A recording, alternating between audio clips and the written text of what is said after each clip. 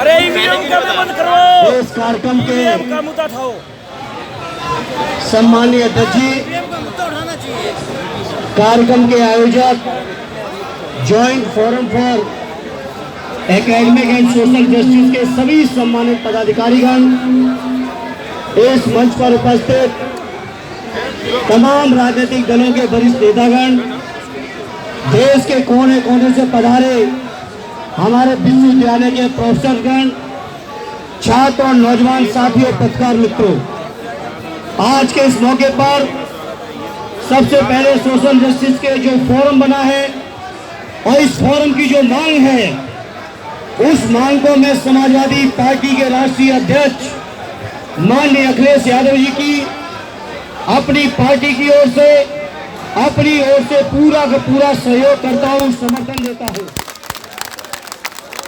साथियों, इस बात की जो चिंता जिसके लिए आज आप जंतर मंतर की सड़कों पर उतरे हैं, हमको इस बात की चिंता 2016 से ही थी, जब देश की मानव संसाधन मंत्री स्मृति ईरानी जी हुआ करती थी।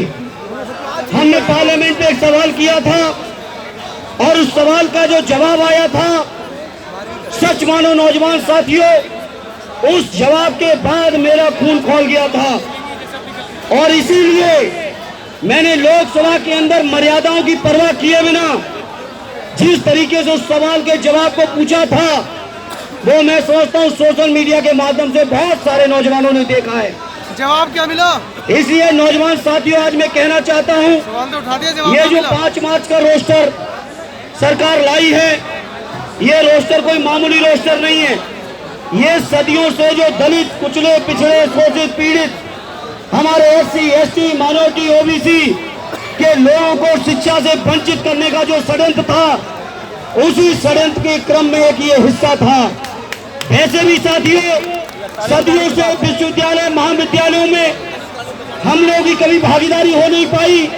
बाबा साहब भीमराव अम्बेडकर साहब ने जो संविधान बनाया, उस संविधान के अनुपालन में तमाम सर्वोच्च न्यायालय के जो फैसले आए, उन फैसलों के बावजूद हम लोगों को भागीदारी सुनिश्चित कभी नहीं की गई। हमेशा लंगड़ी मारी गई, हमेशा वो हथकंडे अपनाए गए कि कैसे SC, BC, OBC के लोग यूनिवर्सिटी और डिग्री कॉलेजों में पहुंच न पाए। ये हथकंडे लगातार अपनाए गए। इसलिए मैं साथियों लगातार आपसे कह रहा हूं, हम समाजवादी पार्टी के लोग लगातार आपकी इस आवाज को सदन के अंदर और सड़कों पर भी उठाते रहे। साथियों, हमने कहा था और याद होगा आपको, 18 जुलाई को जब लोकसभा में मुझे उठाने का मौका मिला, 19 जुलाई को आदरणीय प्रसाद ने जब राज्यसभा में उठाया, तो 19 जुलाई को ही किसी तरह से UGC ने रोक लगाई। उसके बाद लगातार मैं कहता रहा, सदन में भी मंत्रियों ने कहा कि हम नया विधेयक लाएंगे, जावड़ेकर साहब ने भी कहा, गृह मंत्री ने भी कहा, हम लोग घेराबंदी करते रहे।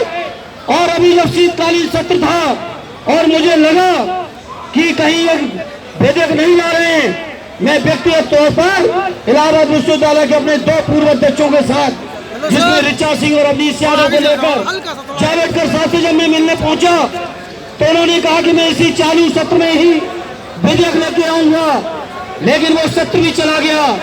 आज ये अंतिम सत्र 16वीं लोकसभा का शुरू हो रहा है और मैं उम्मीद करता हूं, मैं मांग भी कर रहा हूं सरकार से कि इस सत्र में नया विधेयक लाके जो 13 पॉइंट रोस्टर जो आया है फैसला, इस फैसले को बदलने का काम करो। मैं बड़ी जिम्मेदारी से कहता हूं साथियों, जिस तरह से SC एक्ट की पैरवी में लापरवाही की गई थी और फैसला SC लोगों के खिलाफ गया था, उसी तरह की परिस्थितियां इस रोस्टर के मुद्दे पर भी की गई है। फैसले में लापरवाही की जा रही है, हीरा हवाली की जा रही है, ढील ढाल की जा रही है और पुनः याचिका के नाम पर समय काटने का षड्यंत्र चल रहा है। और साथियों, मैं क्या कहूं, पिछले 20 सालों में विश्वविद्यालय में जितनी नियुक्तियां नहीं आई, उतनी नियुक्तियां 5 मार्च से लेके 18 जुलाई के बीच उतनी नियुक्तियां और भर्तियां हुई है। बताओ साथियों, सच्चाई है कि नहीं साथियों? और एक नहीं, हर मौके पर, हर फील्ड में न्याय हो रहा है। जहां तक रोस्टर का मामला है, मैं अपनी पार्टी की ओर से आपको भरोसा दिलाता हूं, माननीय अखिलेश यादव जी की ओर से भरोसा दिलाता हूं, माननीय नेताजी की ओर से भरोसा दिलाता हूँ कि इस सत्र में मात्र 9 दिन बाकी हैं, लेकिन 9 दिन हम समाजवादी लोग आपके मुद्दे पर संसद में संघर्ष करते हुए दिखेंगे। कि हो सकता है सरकार आपकी ताकत पर, जिस तरह से आज दिल्ली की सड़कों को आपने जाम कर दिया है, हो सकता है आपकी ताकत से डरकर ये सरकार विधेयक लेके आए और कहीं 1% न लाई। तो मैं आपसे अपील करूंगा कि जब भी चुनाव हो अप्रैल मई में, तो दोबारा इनको इस लायक न रखना कि दोबारा कभी सरकार के बारे में सोच सके। और जो सरकार बनेगी आगामी, मैं उम्मीद करता हूं आपकी ताकत पर, आपके भरोसे पर, कि समाजवादियों के बिना, बहुजन समाज पार्टी के बिना और हमारे गठबंधन के बिना ये सरकार आने वाली नहीं बनेगी। और हमारे नेता माननीय अखिलेश यादव जी ने अभी संगम स्नान पे स्नान करते हुए कहा कि हम गंगा मैया की कसम खाते हैं, जाति जनगणना को सार्वजनिक करा के छोड़ेंगे। और ये जाति जनगणना यही सार्वजनिक केवल नहीं करेंगे, जो जाति जनगणना आएगी, जिसकी जितनी हिस्सेदारी है, जिसकी जो अनुपात में संख्या है, उसकी भागीदारी भी उतनी सुनिश्चित करने का काम हम समाजवादी लोग करेंगे। साथियों, मैं इस मंच पर अपने बैठे वैचारिक साथियों से, प्रोफेसर से, नेताओं से अपील करूंगा, अब ये लड़ाई 50% वाली नहीं रह गई। अभी तो लड़ाई होती थी कि ओबीसी 27 नहीं हो पाए, हमारे एससी 15 नहीं है, एसटी 7.5 नहीं है। हम अपने मंच के नेताओं से अपील करेंगे, पत्रकार मित्रों के माध्यम से कहेंगे कि अब ये 15, 7.5 और 27 छोड़ो, अब लड़ाई लड़नी है 85% लेने की।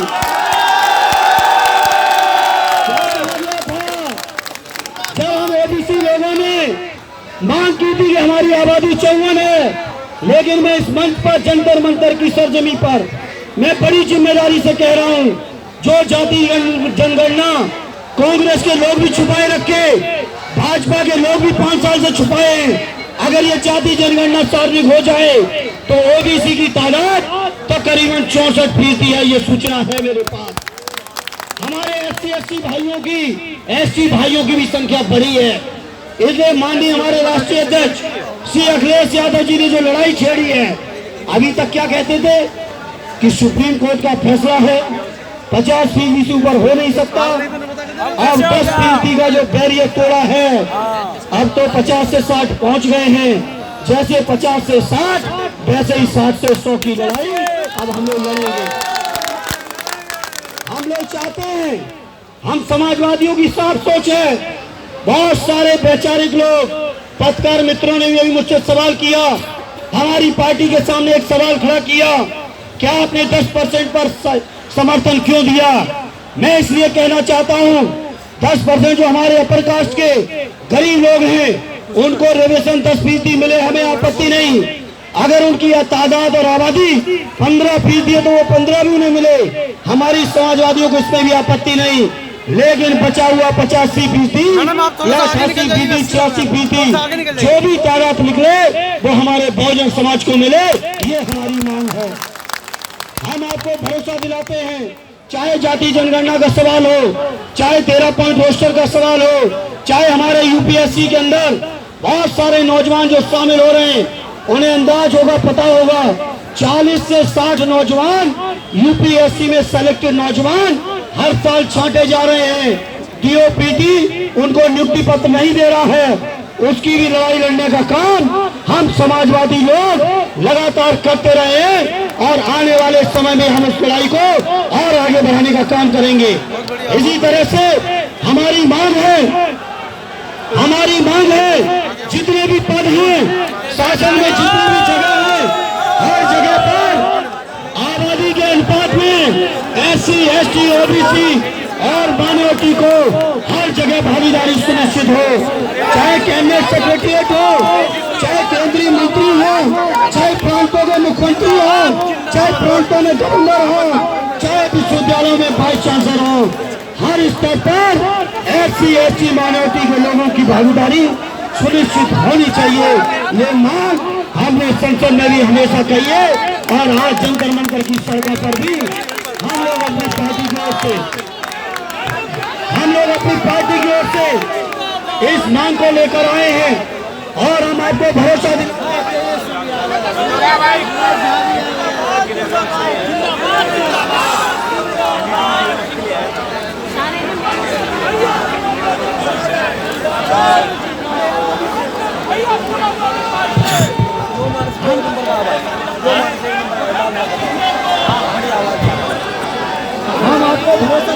हैं।